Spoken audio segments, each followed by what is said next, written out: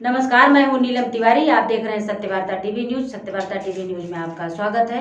आइए नजर डालते हैं आज के मुख्य समाचारों। सिटी साहब की तरफ से कमिश्नरेट में जो जिसे हम कहते हैं कि मनाही आदेश जो है कल से लागू किया गया है, उसमें 144 आपको तो पता है कि 5 और 5 से ज़्यादा लोग अगर दिखेंगे एक साथ तो उनके ऊपर कार्रवाई की जाएगी।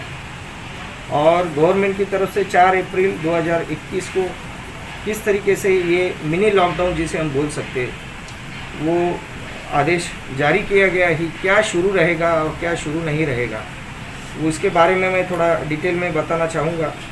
कि जैसे कि पहले से शाम 8 बजे से लेके सुबह 7 बजे तक संचारबंदी जो है, कर्फ्यू पूरे हमारे भिवंडी शहर में लगा हुआ है। वैसे ही कल की जो गाइडलाइन आई है उसमें आज सुबह से ही जो जो अलग अलग आस्थापना है तो वो सब बंद करने के आदेश दिए गए हैं। लेकिन उसमें कुछ जो एस्टेब्लिशमेंट्स है, कुछ तो आस्थापना है जहाँ पे लोग काम करते हैं उनको छूट दी गई है। कि इसमें सबसे पहले जो इमरजेंसी सर्विसेज है जिसे बोलते हैं इसेंशियल सर्विसेज जो है, उसमें हॉस्पिटल, चिकित्सालय, वैद्यकीय विभाग कार्यालय, औषध विक्रेते, औषध में ये फार्मास्यूटिकल से मेडिकल वाले, ड्रगिस्ट या हॉस्पिटल वाले, इनको छूट दी गई है।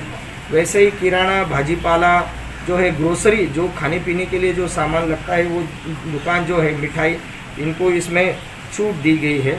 और जो टैक्सी हमारे यहाँ या ऑटो रिक्शा वगैरह, ऑटो रिक्शा में 2 लोग बैठ सकते हैं, 4 व्हीलर है उसमें आधे लोग बैठ सकते हैं। अगर 8 लोग बैठते हैं तो वहाँ पे 4 लोग बैठ सकते हैं।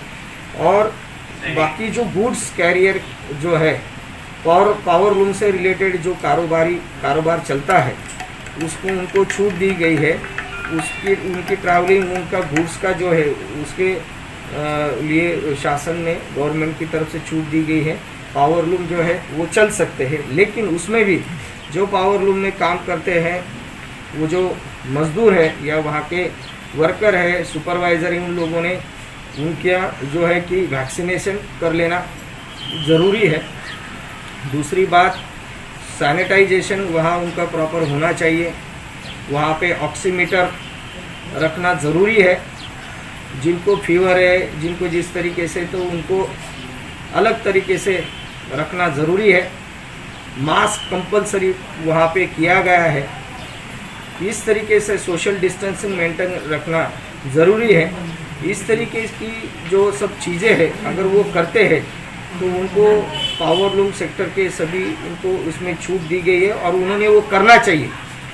और दूसरी बात इसमें कि जो बाहर हम बच्चे खेलने जाते हैं मैदान में, जो है जो अलग अलग जिम्स है, उसके बाद है कि स्विमिंग पूल है, मनोरंजन की जो अलग अलग जगह है वहाँ पे बैन किया गया है, वहाँ वो बंद रहेगी। और ये काल में जो है तो स्ट्रिक्टली 100% वो बंद होना चाहिए, उसको अलाउड नहीं किया गया है।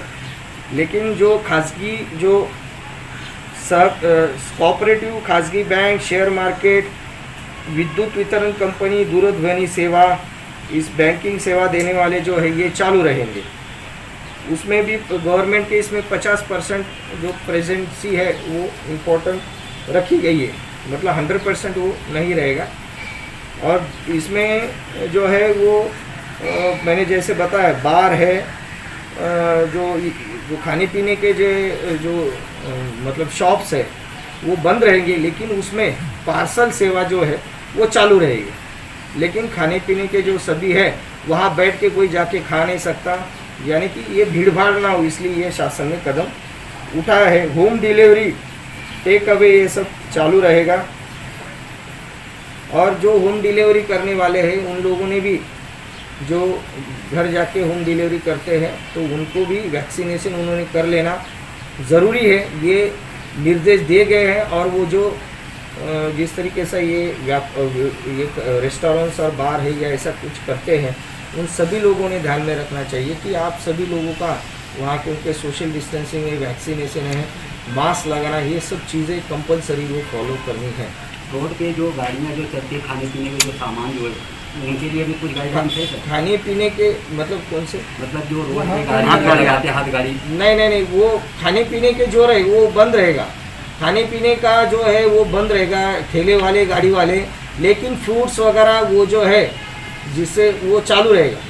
सर प्राइवेट सेक्टर में जो पावर लूम को छोड़ के अदर इंडस्ट्रीज है उनके लिए क्या गाइडलाइंस है? नहीं, अदर इंडस्ट्रीज जो है जो मैन्युफैक्चरिंग में आते हैं, मैंने आपके दिया है अभी इंग्लिश में और इसमें मैन्युफैक्चरिंग सेक्टर में वो चालू रहेगा, लेकिन जिस तरीके से मैंने कहा वो सब चीज़ में ध्यान में रखते हुए ये होना चाहिए। सर सुबह भिंडी बाजार में इस लॉकडाउन का विरोध हुआ, काफ़ी दुकानदारों ने इसका विरोध किया। इस तरह से अगर भिवंडी में भी अगर कोई विरोध होता है तो उसके लिए पुलिस क्या करे? नहीं, इसमें हम उनको पहले समझाने की कोशिश करेंगे।